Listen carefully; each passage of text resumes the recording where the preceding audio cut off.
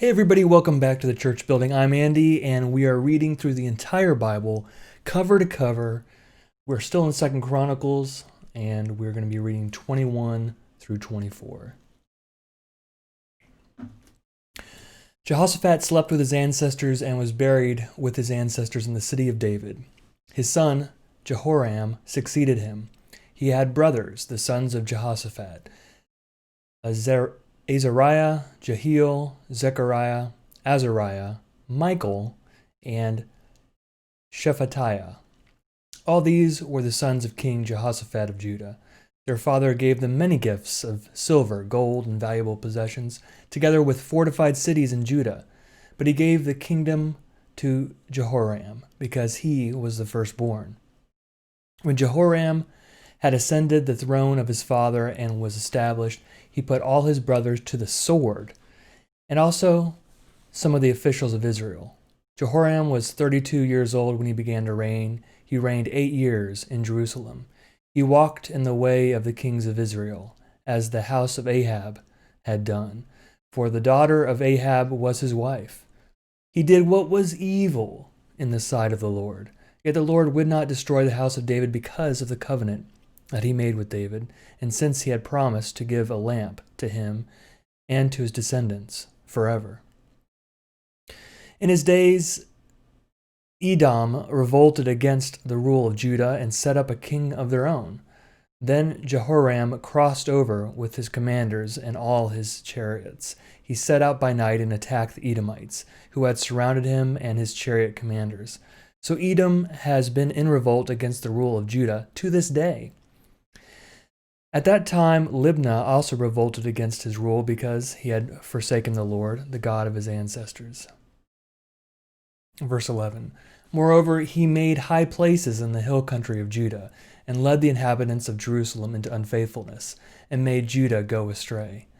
A letter came to him from the prophet Elijah, saying, Thus says the Lord, the God of your father David, because you have not walked in the ways of your father Jehoshaphat, or in the ways of King Asa of Judah, but have walked in the ways of the kings of Israel, and have led Judah and the inhabitants of Jerusalem into unfaithfulness, as the house of Ahab led Israel into unfaithfulness, and because you also have killed your brothers, members of your father's house, who were better than yourself. See, the Lord will bring a great plague on your people, your children, your wives, and all your possessions,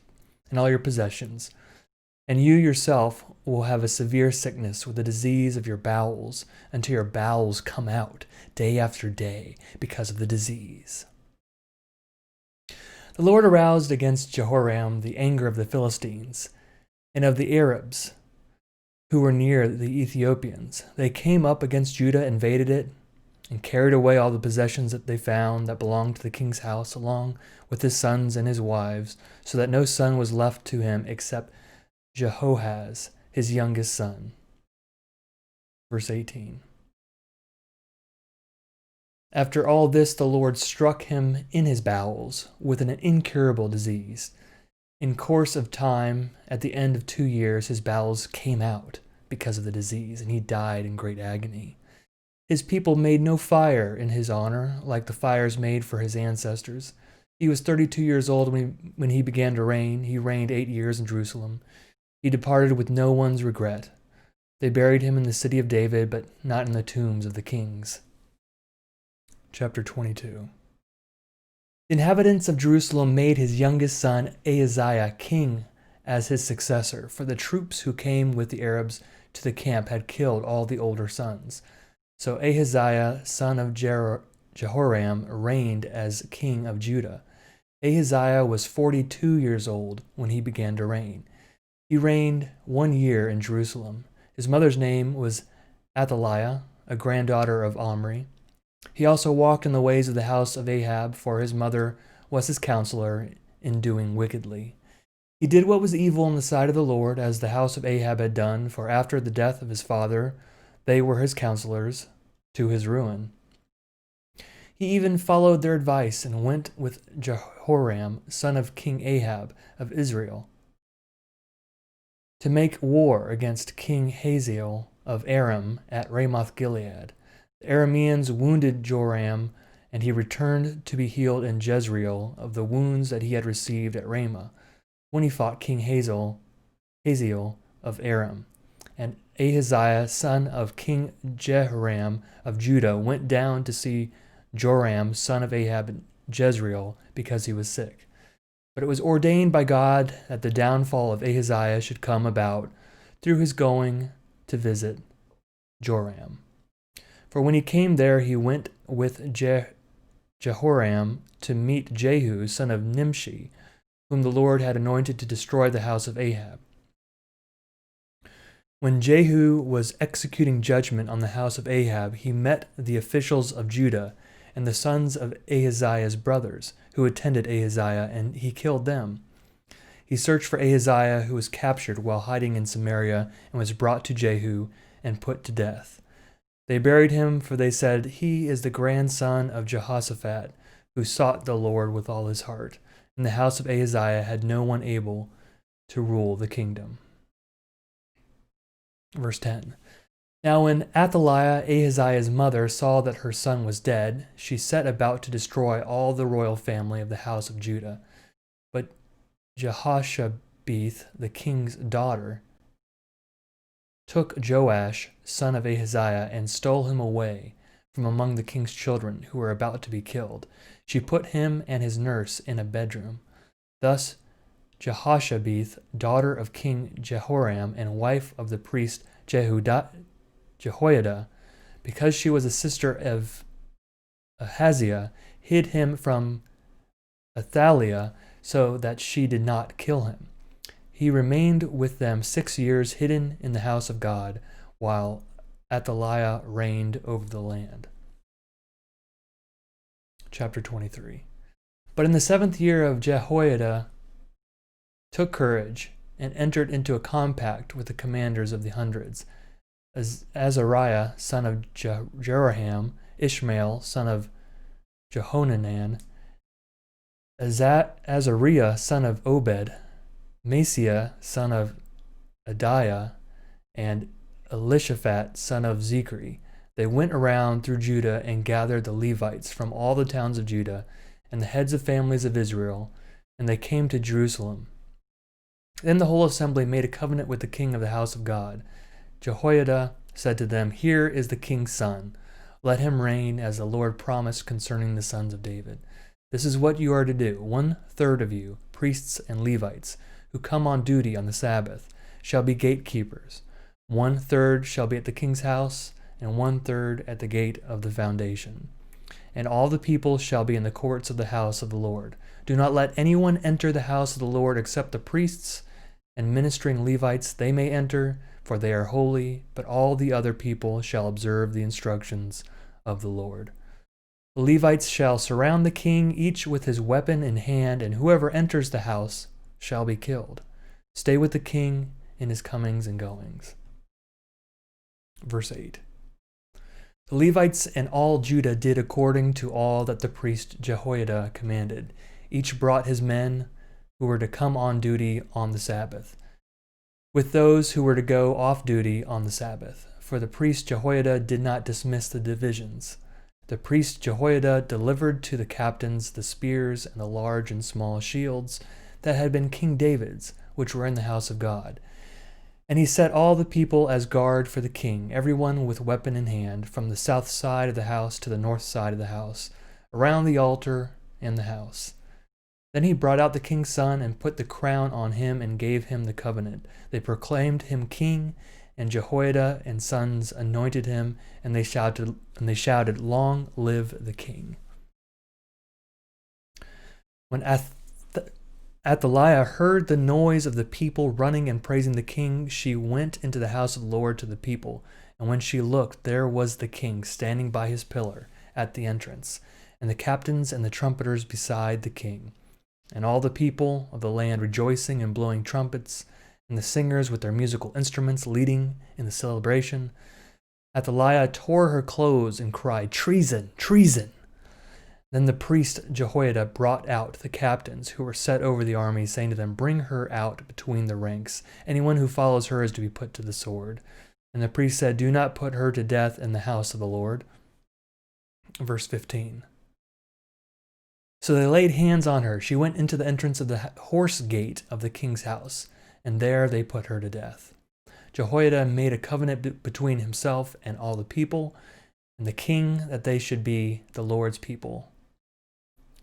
Then all the people went to the house of Baal and tore it down. His altars and his images they broke into pieces, and they killed Mattan, the priest of Baal, in front of the altars. Jehoiada assigned the care of the house of the Lord to the Levitical priests, whom David had organized, to be in charge of the house of the Lord, to offer burnt offerings to the Lord, as it is written in the law of Moses, with rejoicing and with singing according to the order of David. He stationed the gatekeepers at the gates of the house of the Lord, so that no one should enter who was in any way unclean. And he took the captains, the nobles, the governors of the people, and all the people of the land, and they brought the king down from the house of the Lord, marching through the upper gate to the king's house. They set the king on the royal throne. So all the people of the land rejoiced, and the city was quiet after Athaliah had been killed with the sword. Chapter 24. Joash was 7 years old when he began to reign. He reigned 40 years in Jerusalem. His mother's name was Zibiah of Beersheba. Joash did what was right in the sight of the Lord all the days of the priest Jehoiada. Jehoiada got 2 wives for him, and he became the father of sons and daughters. Sometime afterward, Joash decided to restore the house of the Lord. He assembled the priests and the Levites and said to them, "Go out to the cities of Judah and gather money from all Israel to repair the house of your God year by year, and see that you act quickly." But the Levites did not act quickly. So the king summoned Jehoiada, the chief, and said to him, "Why have you not required the Levites to bring in from Judah and Jerusalem the tax levied by Moses, the servant of the Lord, on the congregation of Israel for the tent of the covenant? For the children of Athaliah, that wicked woman, had broken into the house of God and had even used all the dedicated things of the house of the Lord for the Baals." So the king gave command, and they made a chest and set it outside the gate of the house of the Lord. A proclamation was made throughout Judah and Jerusalem to bring in for the Lord the tax that Moses, the servant of God, laid on Israel in the wilderness. All the leaders and all the people rejoiced and brought their tax and dropped it into the chest until it was full. Verse 11. Whenever the chest was brought to the king's officers by the Levites, when they saw that there was a large amount of money in it, the king's secretary and the officer of the chief priest would come and empty the chest and take it and return it to its place. So they did day after day and collected money in abundance. The king and Jehoiada gave it to those who had charge of the work of the house of the Lord, and they hired masons and carpenters to restore the house of the Lord, and also workers in iron and bronze to repair the house of the Lord. So those that were engaged in the work labored, and their repairing went forward at their hands, and they restored the house of God to its proper condition and strengthened it. When they had finished, they brought the rest of the money to the king and Jehoiada, and with it were made utensils for the house of the Lord, utensils for the service and for the burnt offerings, and ladles and vessels of gold and silver. They offered burnt offerings in the house of the Lord regularly all the days of Jehoiada. But Jehoiada grew old and full of days and died. He was 130 years old at his death, and they buried him in the city of David among the kings, because he had done good in Israel and for God and his house. Now after the death of Jehoiada, the officials of Judah came and did obeisance to the king. Then the king listened to them. Verse 18. They abandoned the house of the Lord, the God of their ancestors, and served the sacred poles and the idols. And wrath came upon Judah and Jerusalem for this guilt of theirs. Yet he sent prophets among them to bring them back to the Lord. They testified against them, but they would not listen.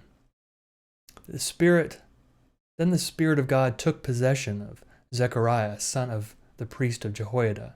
He stood above the people and said to them, "Thus says God, why do you transgress the commandments of the Lord, so that you cannot prosper? Because you have forsaken the Lord, he has also forsaken you.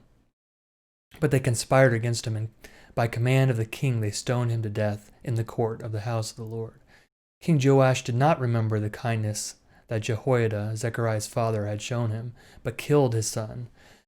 As he was dying, he said, "May the Lord see and avenge." At the end of the year, the army of Aram came up against Joash. They came to Judah and Jerusalem and destroyed all the officials of the people from among them, and sent all the booty they took to the king of Damascus. Although the army of Aram had come with them, the Lord delivered into their hand a very great army, because they had abandoned the Lord, the God of their ancestors. Thus they executed judgment on Joash. Verse 25. When they had withdrawn, leaving him severely wounded, his servants conspired against him because of the blood of the son of the priest of Jehoiada, and they killed him on his bed. So he died. And they buried him in the city of David, but they did not bury him in the tombs of the kings. Those who conspired against him were Zabad, son of Shimeath the Ammonite, and Jehozabad, son of Shimrith the Moabite. Accounts of his sons and of the many oracles against him and of the rebuilding of the house of God are written in the commentary on the book of the kings. And his son Amaziah succeeded him. That's it for today. I can't get the word out. That's it for today. Thanks for reading along. Thanks for following along. We'll continue on in 2 Chronicles next time. Have a good night.